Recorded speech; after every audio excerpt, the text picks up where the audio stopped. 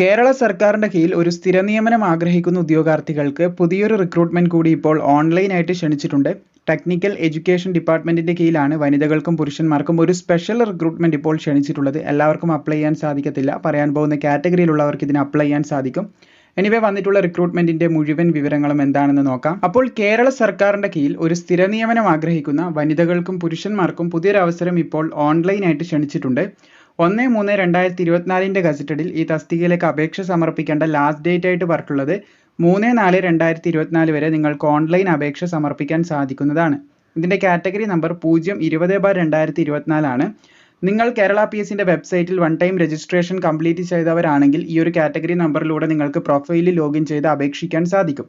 Technical education ഡിപ്പാർട്ട്മെന്റിലേക്കാണ് പുതിയ recruitment ഇപ്പോൾ instructor in കൊമേഴ്സിലേക്ക് ക്ഷണിച്ചിട്ടുള്ളത്. അപ്പോൾ 91,200 രൂപ വരെയൊക്കെ ശമ്പളം ലഭിക്കുന്ന ഒരു തസ്തികയാണ്.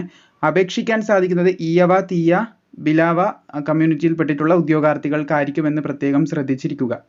അപ്പോൾ മെത്തേഡ് ഓഫ് അപ്പോയിൻമെന്റ് ഡയറക്റ്റ് റിക്രൂട്ട്മെന്റ് ആണെങ്കിലും സ്പെഷ്യൽ റിക്രൂട്ട്മെന്റ് ആയതുകൊണ്ട് ഈ ഒരു കാറ്റഗറിയിലുള്ള ഉദ്യോഗാർത്ഥികൾക്ക് മാത്രമേ അപേക്ഷിക്കാൻ സാധിക്കത്തുള്ളൂ എന്ന് പ്രത്യേകം ശ്രദ്ധിച്ചിരിക്കുക. അതുപോലെ തന്നെ ഏജ് ലിമിറ്റ് എന്ന് പറയുന്നത് 18 വയസ്സ് മുതൽ 39 വയസ്സ് വരെയുള്ളവർക്ക് അപേക്ഷിക്കാൻ സാധിക്കും. 2/1/1985 1/1/2006 ഈ ഒരു ഡേറ്റിലും ഇതിന്റെ ഇടയിലും ജനിച്ചവർക്ക് അപേക്ഷിക്കാൻ സാധിക്കുന്നതാണ്. വേക്കൻസി ഒന്നാന്ന് കരുതി അപേക്ഷിക്കാതിരിക്കേണ്ട. കേരള PSC ആണ്. വേക്കൻസി മാറി മറിയാനുള്ള സാധ്യതയുണ്ട്. അതുകൊണ്ട് തീർച്ചയായിട്ടും അപേക്ഷ സമർപ്പിക്കാൻ താല്പര്യമുള്ള യോഗ്യതയുള്ളവർ അപേക്ഷിക്കുക.